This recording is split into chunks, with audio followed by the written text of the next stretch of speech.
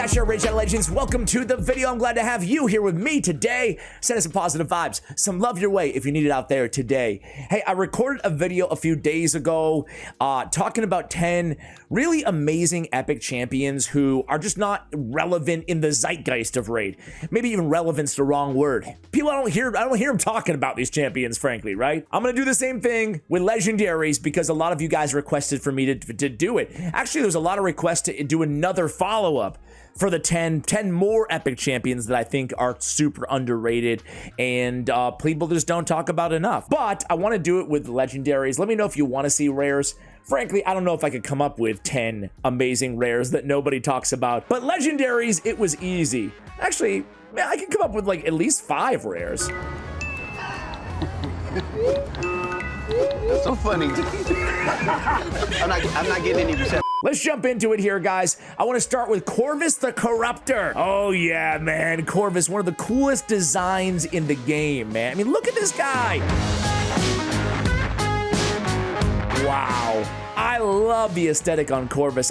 Just one of the best, one of the coolest. It's weird because Sacred Order isn't my favorite faction out there. Knights Revenant is, but he almost has the Knights Revenant motif about him, doesn't he? Like if he was a Knights Revenant champion, I'd be like, yeah, absolutely. But he does fit with the whole kind of like Templar, Witch Doctor, medieval vibe too. Anyway, other than the aesthetics, we'll be here 20 minutes talking about what the damn champion looks like here. We got a decreased attack on the A1 big version, 60%, not bad. An AoE ×2 hitter on a 3-turn cooldown, I love it. First hit increasing duration of all enemy debuffs. Second hit increases the duration of all ally buffs. You guys know how much I love abilities like this, whether it's a Wixwell, you know, pairing, or just generally great to have that uptime at 100% on every buff. We talk about it all the time. And he does both, right? So like that decreased defense on Hydra heads or wherever you're using him. It's going to stay up 3 turns instead of 2.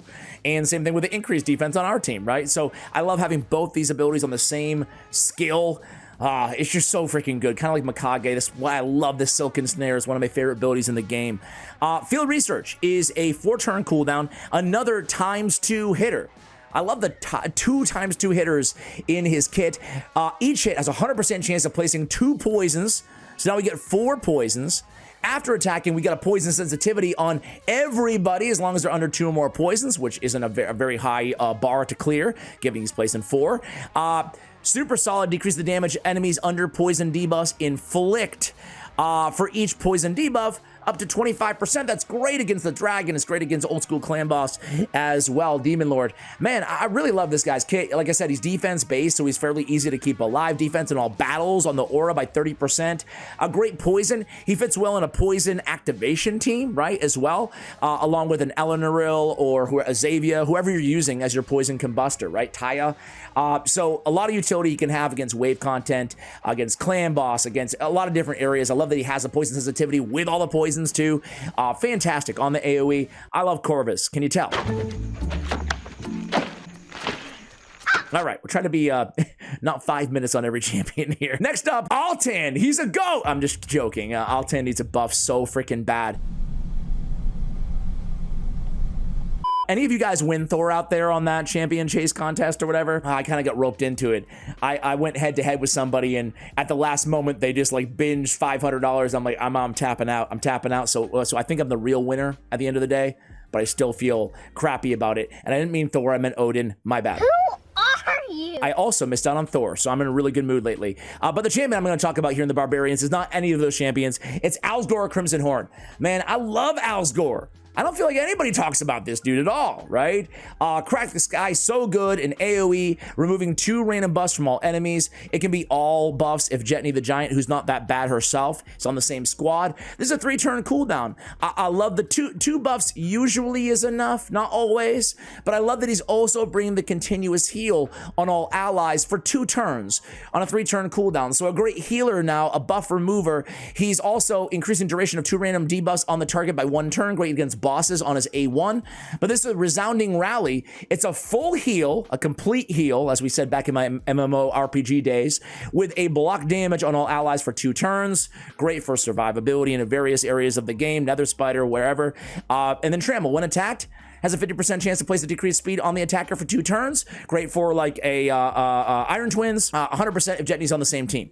He's HP based. He's super tanky. I use him all over the place. Cursed City a ton. Really love Alsgor. This next champion, guys, whenever I talk about him, I feel like a few of you in the comments kind of give me grief about it. Like, nah, he's not good, Ash. Stop pretending that Vergumkaar is good. Inevitably, I'm going to get them on this channel too. On this video, I should say too, right? I just love everything about this big puppy, man. Look at him on the screen right now. I need more space. Dude, he's tanky and he's great after the buff. Is he an S-tier endgame champion that you see all over the place? No. Cursed City for sure. But man, this guy has a stun on the A1. And it increases for each buff on the target, which is kind of cool too. But it's already a 45% chance of a stun. Solid. And then he's removing a provoke and another debuff from all allies, an increased defense on all allies, a shield on all allies based on his HP, which scales super well at 22k. Come on, man. Increased defense, shield, a cleanse of provokes, and a cleanse of another debuff, all on the same ability, 3-turn cooldown. That's super solid. But really, what I love most about this guy is he kind of does the inverse, kind of like a Lady Kimmy thing, where he's doing one and then the opposite of it on another ability. I tend to like champions like that. And he's got the same thing, like attack all enemies, remove a random buff from each enemy, 100% chance to remove 2 buffs from each enemy. Now we're cooking here. Then the heal reduction, and then the decreased defense. This is also on a 3-turn cooldown. So my man's bringing buff removal, debuff removal. He's bringing decreased defense, increased defense, heal reduction, shield. Then he's immune to provoke, and he fills his turn meter every time someone attempts to place a provoke on him, right? Like super solid kit for progression anywhere. The fact that he's bringing the increased defense and the decreased defense and the buff and the debuff and all that stuff. Like the stun, and he's just bringing a lot to the table. Throw him in a guardian set, a bolster set, shield set, whatever. You can get some extra viability out of him as well. I like Vergumkaar, guys.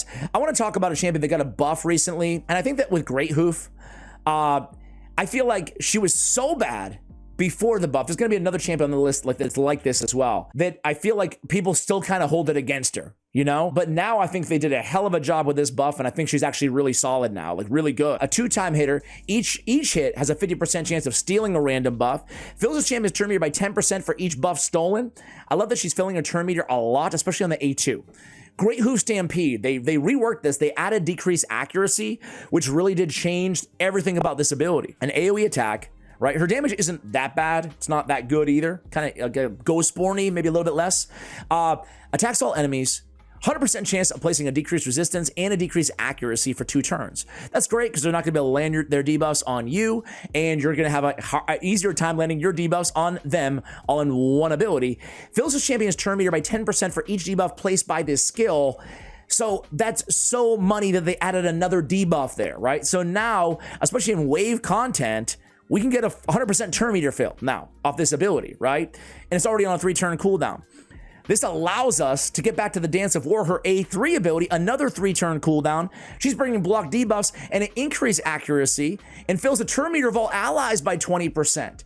And then you put that with her passive. Fills his champion's turn meter by 5% each time an ally buff is removed, transferred, stolen, or expires, right? So that happens all the time with her block debuffs and her increased accuracy. I love all the turn meter fill that she gets. So many, not extra turns per se, but very close to, you know, just depending on where you're using her, of course. But I love the synergy between her just going a lot. You build her fast, perception gear, accuracy. I love everything she's bringing to the table, you know. Block debuffs, increased accuracy, all the, really solid now. Great buff on Greathoof Loriaca. Just leave it. Next up, guys, is gonna be Noct the Paralyzer, another really cool looking champion.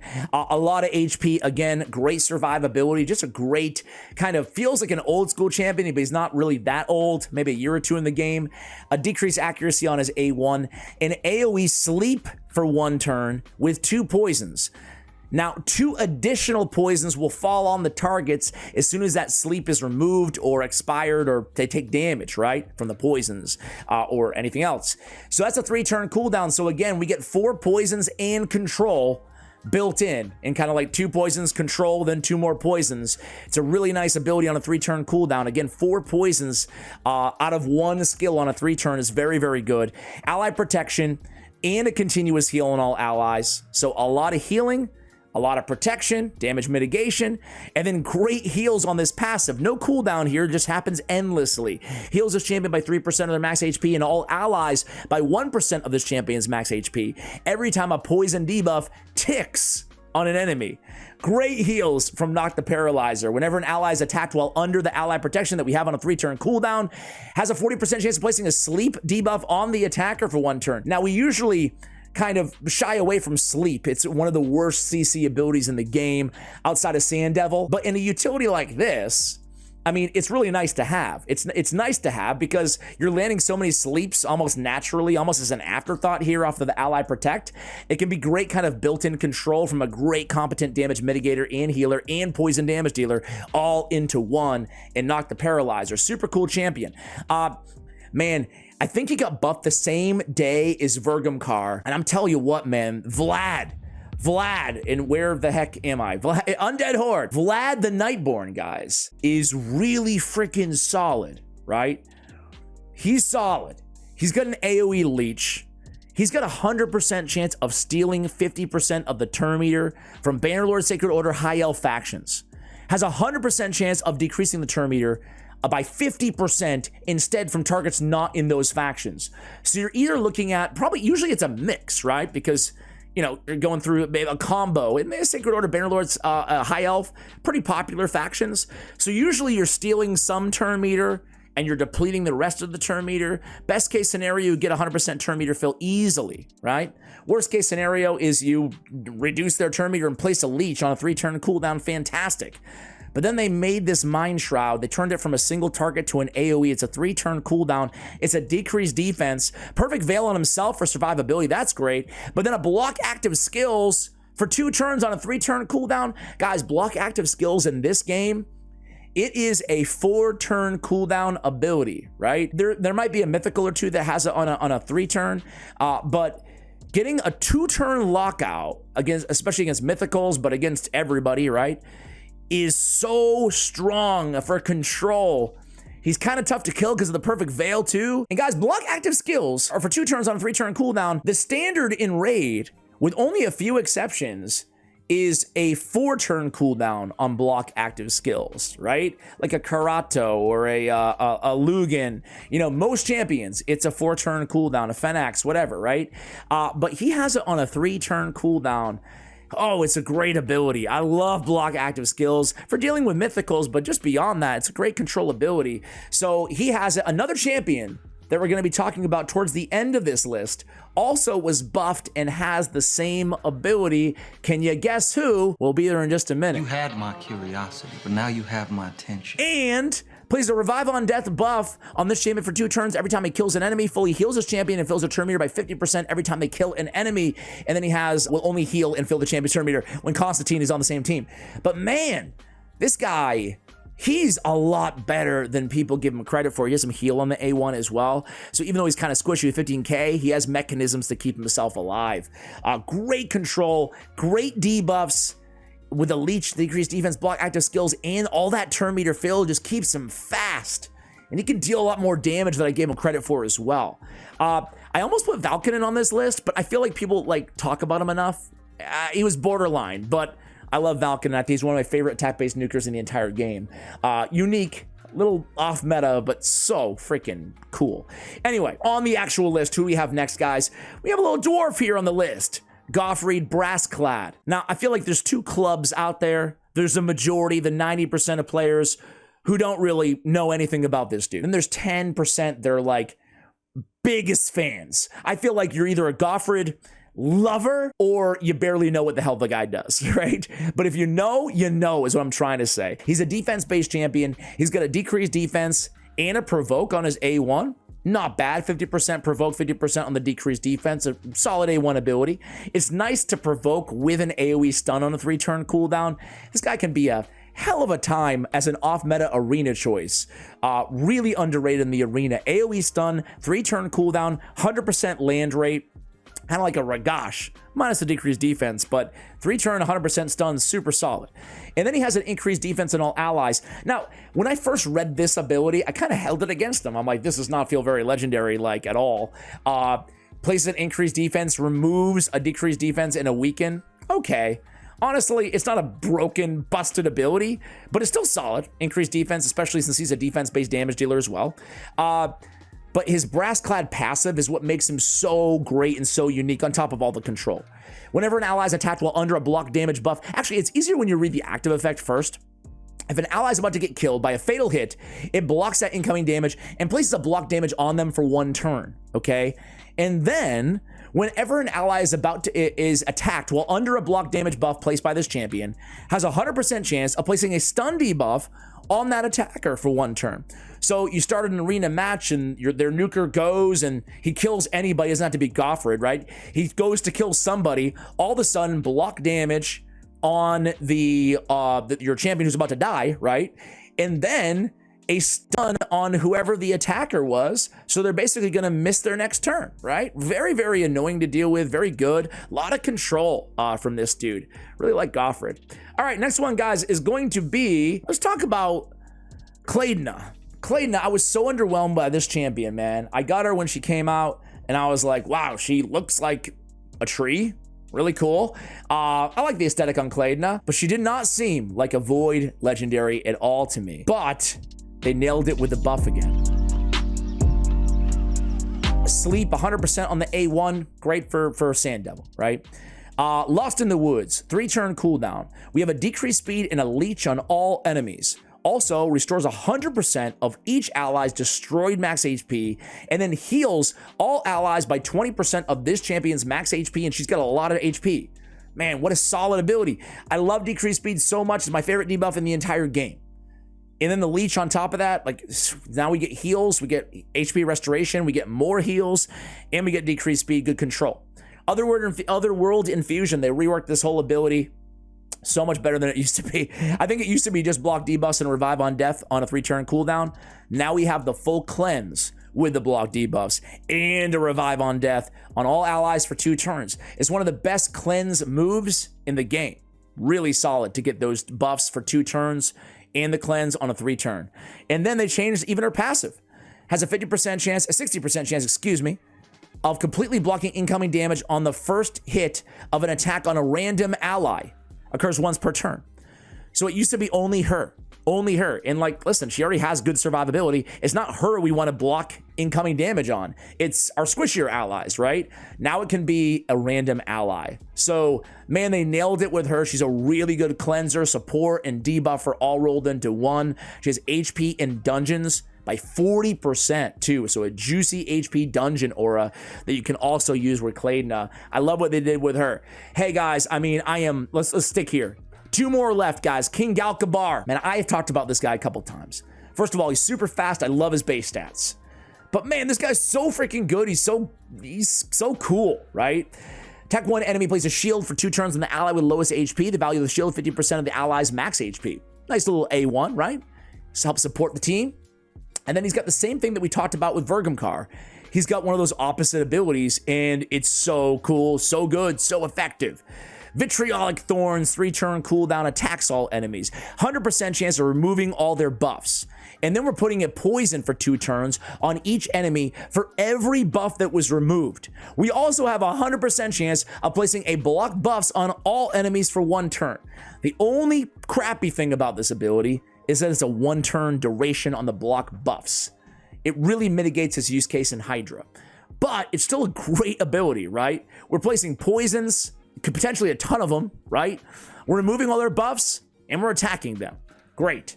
Hypertrophy on his A3 ability, it's a full cleanse on all allies, a continuous heal for each debuff removed from each ally. So against like Dragon Hard, for example, he's putting like 15 continuous heals on all allies, right? Now it's only 1-turn duration on this as well. But again, this is a 3-turn duration ability. He also has a shield, 25% of this champion's max HP, which scales very well, almost 21k HP. Whenever an enemy under a poison debuff attacks an ally under a shield, which he has on his A1 and his A3, instantly activates a poison debuff on that enemy, also activates a continuous heal buff on the attacked ally. Ooh, what a cool passive to kind of bring it all together here in King Gallcobar. What a solid champ, man. Really, really fun. All right, guys, last but not least, it's gonna be one to shock you all. I don't believe you. This, unlike Altan, is not a joke. Jingwon is so solid, like really good now after his second or third buff. They finally got this champion to feel like a Void legendary. And again, it's a shame because these ratings, I don't know, maybe ratings should reset when they balance change a champion, right? I mean, that goes both ways. They don't nerf that much in the game, but like, it'd be weird if you pulled a Corpulent Cadaver and they were like, or whatever, like, I don't want to pick on Corpulent, but like, actually, they don't nerf that much. They nerfs that come to mind. Corpulent Cadaver for me, Siphi, Madame Ceres, like, those are the only ones I can even think of at the top of my head. Anyway, I digress. It kind of sucks though if you pull the Jingwon and you're a new player, just don't know what he does. You see these reviews and you're gonna be like, oh my god, I got the worst champion in the game. Luckily, he's not anymore. He's HP based, got a lot of HP. He's very tanky, good survivability. But man, they did a hell of a job with this guy. He's really good now. Attacks one enemy, transfers all debuffs from this champion to the target. Amazing for Dragon Hard. All those poisons, they go right back to the dragon. Also has a 50% chance to stun the target. Great, you know, for anywhere that you can stun. Compound Calamity. They reworked this ability big time. 3-turn cooldown, AoE attack, 100% chance of increasing the duration of all debuffs on all enemies. Plays a block active skills and a block buffs debuff for 2 turns. Super solid. Block active skills and block buffs for 2 turns. Great in wave content and great in Hydra as well. Increased duration of all debuffs and a block buffs on a 3-turn cooldown. He's a great Hydra champion now. He can do some damage because now he has more AoEs. And as I said when we were talking about Vlad, not many block active skills in this game on a 3-turn cooldown for 2-turn duration. Power Flare.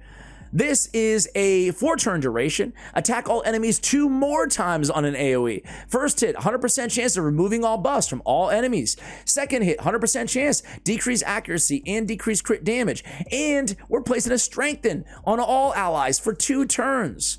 Man, a lot going on here in this ability. All of it good. Unchanged, passive, 4-turn cooldown. At the end of each enemy or ally turn, removes fear, true fear, freeze, provoke, blah, blah, blah, blah, blah, blah, blah, from all allies, and places a block debuff for 1 turn on all allies who have debuffs removed. Great against the Head of Torment, for example, right? It's only going to proc 1 out of every 4 turns, but it's going to be helpful for when it does proc, right? And then we get the block debuffs.